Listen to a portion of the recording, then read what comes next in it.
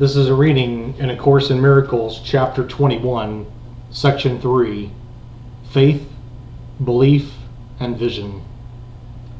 All special relationships have sin as their goal, for they are bargains with reality toward which the seeming union is adjusted. Forget not this: to bargain is to set a limit, and any brother with whom you have a limited relationship you hate. You may attempt to keep the bargain in the name of fairness, sometimes demanding payment of yourself, perhaps more often of the other. Thus, in the fairness, you attempt to ease the guilt that comes from the accepted purpose of the relationship. And that is why the Holy Spirit must change its purpose to make it useful to Him and harmless to you. If you accept this change, you have accepted the idea of making room for truth. The source of sin is gone. You may imagine that you still experience its effects, but it is not your purpose, and you no longer want it.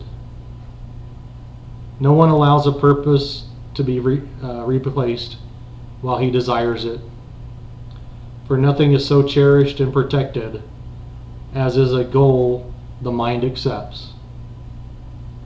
This it will follow, grimly or happily, but always with faith and with the persistence that faith inevitably brings. The power of faith is never recognized if it is placed in sin. The power of faith is never recognized if it is placed in sin, but it is always recognized if it is placed in love. Why is it strange to you that faith can move mountains? This is indeed a little feat for such a power, for faith can keep the Son of God in chains as long as he believes he is in chains. And when he is released from them, it will be simply because he no longer believes in them, withdrawing faith that they can hold him and placing it in his freedom instead. It is impossible to place equal faith in opposite directions. What faith you give to sin, you take away from holiness. And what you offer holiness has been removed from sin. Faith and belief and vision are the means by which the goal of holiness is reached. Through them, the Holy Spirit leads you to the real world and away from all illusions where your faith was laid. This is His direction, the only one He ever sees. And when you wander, He reminds you there is but one. His faith and His belief and vision are all for you.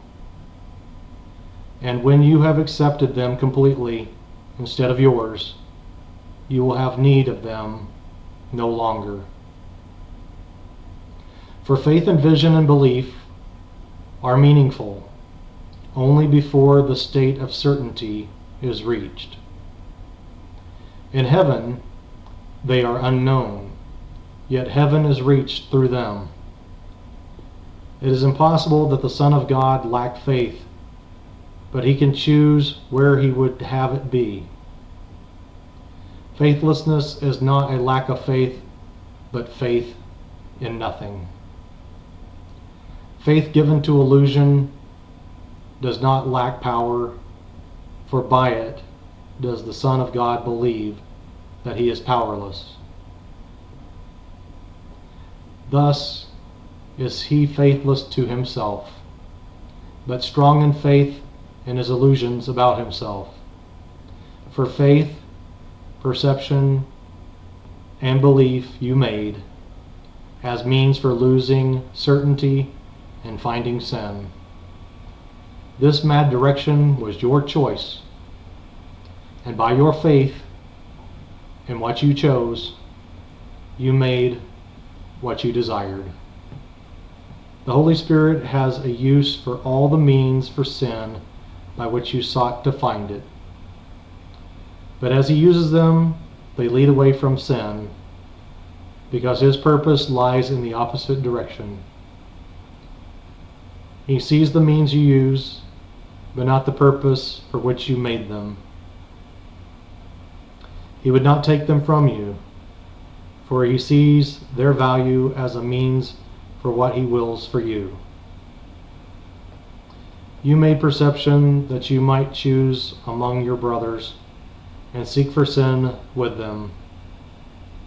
The Holy Spirit sees perception as a means to teach you that the vision of a holy relationship is all you want to see. Then will you give your faith to holiness, desiring and believing in it because of your desire.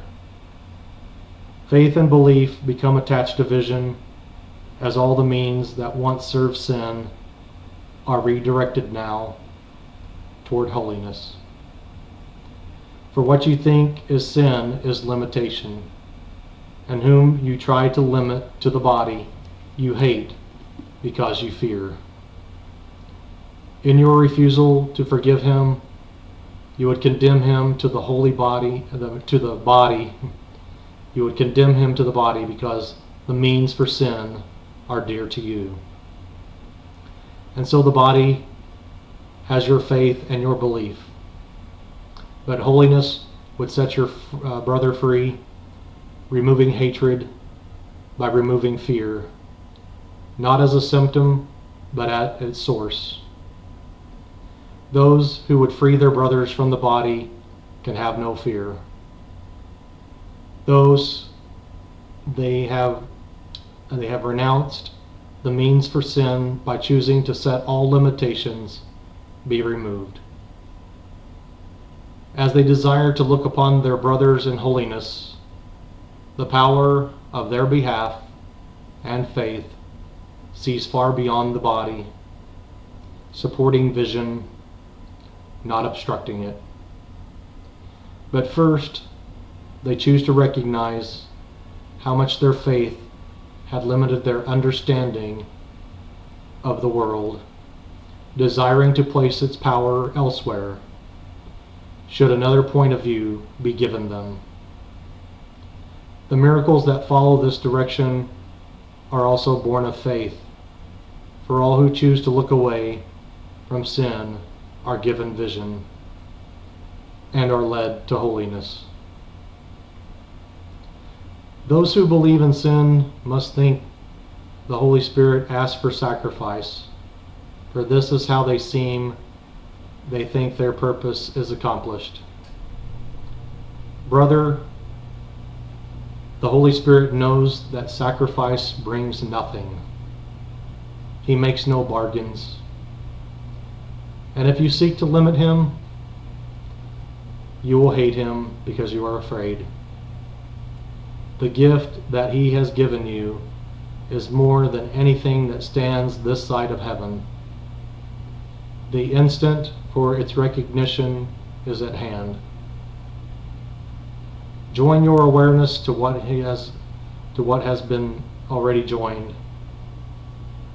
The faith you give your brother can accomplish this. For he who loves the world is seeing it for you, without one spot of sin upon it, and in the innocence that makes the sight of it as beautiful as heaven. Your faith in sacrifice has given it great power in your sight, except you do not realize you cannot see because of it. For sacrifice must be exacted of a body and by another body. The mind can neither ask it nor receive of it itself. And no more could the body. Their intention is in the mind, which tries to use the body to carry out the means for sin, in which the mind believes. Thus is the joining of mind and body an inescapable belief of those who value sin.